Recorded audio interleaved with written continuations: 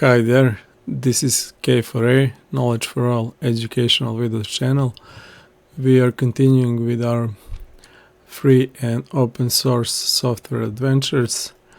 Today I am going to try to download and install Inkscape software, which is used for vector graphics. In a previous video I was installing Krita, which is also 2D application, 2D software, but it's used mostly for raster art.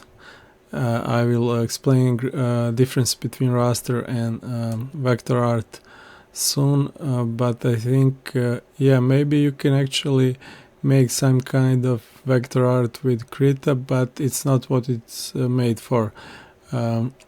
It's just one of the features, and Inkscape is made only for vector art, and you can download it from inkscape.org, and it's also free and open source, which means you can use it without any hesitation. You can make some commercial art, hobby art, whatever you want. You don't have to pay anyone anything.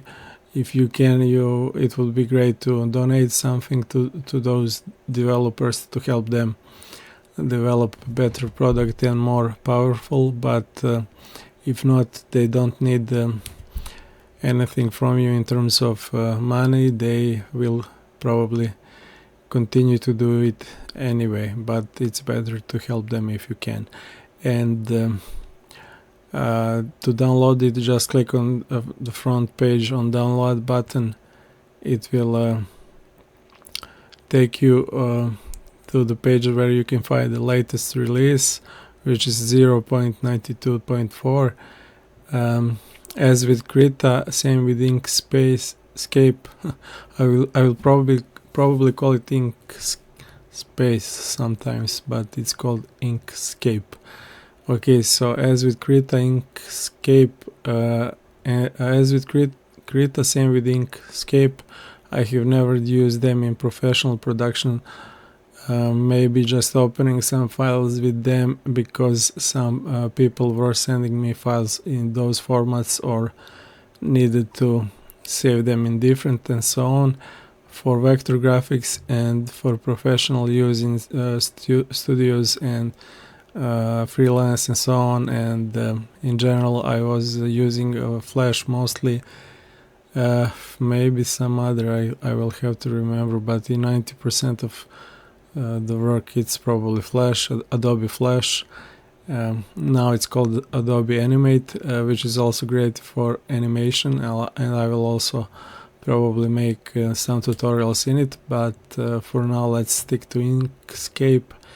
And as with Krita, you can pick whatever platform you use, and in my case it was Windows 64-bit, and they just clicking on it and then picking in which format you want your installer to be. I clicked on .exe, and it's 64 megabytes big in size. I have already downloaded it and it's on my desktop, so I will try to install it now. And the thing they warn you is that you should erase, deinstall the old version of Inkscape if you have it. I had 0.48 or something like that, and that's it. 274 megabytes is needed, and let's see how it will. I hope it will work without any problems. Krita worked, and I have few problems with few different softwares so far, but they are bigger and more powerful, so I hope Inkscape will work too. And in general, let's see some gallery maybe.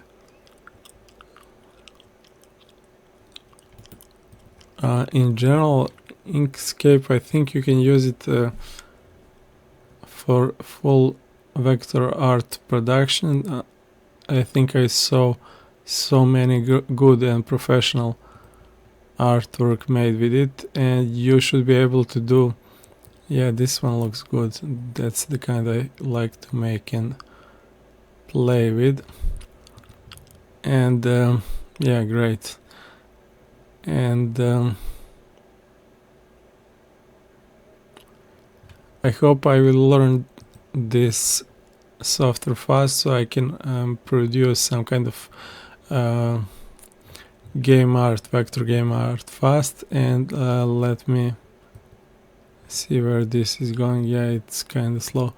Anyway, maybe I will stop it here now and then try it later. If not, at least you saw how to download it, and installation is simply and straightforward. But that kind of art can be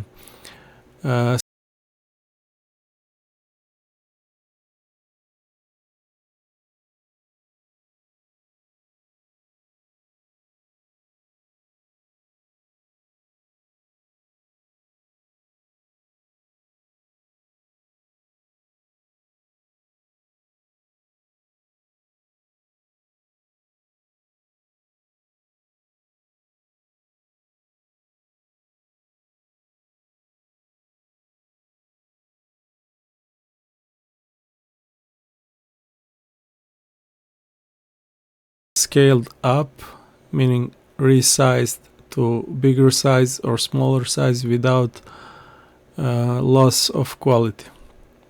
And when you use raster application like Photoshop, like Krita, and so on, and when you draw something, when you paint something, and then for example you need some bigger size, bigger resolution, and you want to size it up, to scale it up, it's not possible without loss of information and loss of quality. So it will your artwork will look more pixelated and blurry and so on. And with this vector art, for example, you can click on this picture, vector art picture, and resize it to be as big as, I don't know, some building, some billboard or whatever, and it will work great without loss of quality. It will look the same. But if this artwork was made in raster, in Photoshop or whatever, you would have to define that big resolution before you start. So you could not resize it and rescale it or scale up without loss of quality. So that's the main difference, and that behavior is possible because you when you use vector art software, you draw with some kind of mathematical vectors, some kind of mathematical formulas which you don't see. They are processed in like in engine. You don't see them working, but things work like that. So that's how you can later resize that artwork, by using the math, vector math. That's why it's called vector artwork. That's it for now. Let me see. Yeah, that's finished. Cool. Let's see if it works. Let's run it, and that's it for now.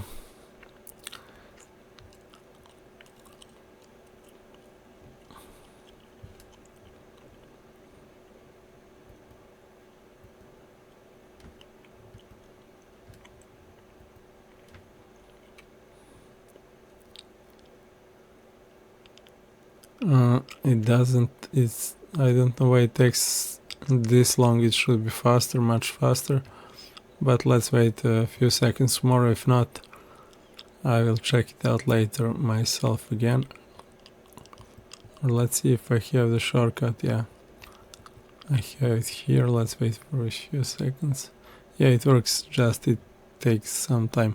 Cool, so this is working. Let's zoom a little bit with the zoom tool, and let's try to draw.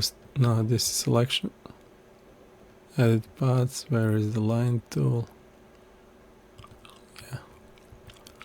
Okay, so you can see that this, for example, looks mathematically straight. That's what I was talking about when I was talking about mathematical formulas, but later you can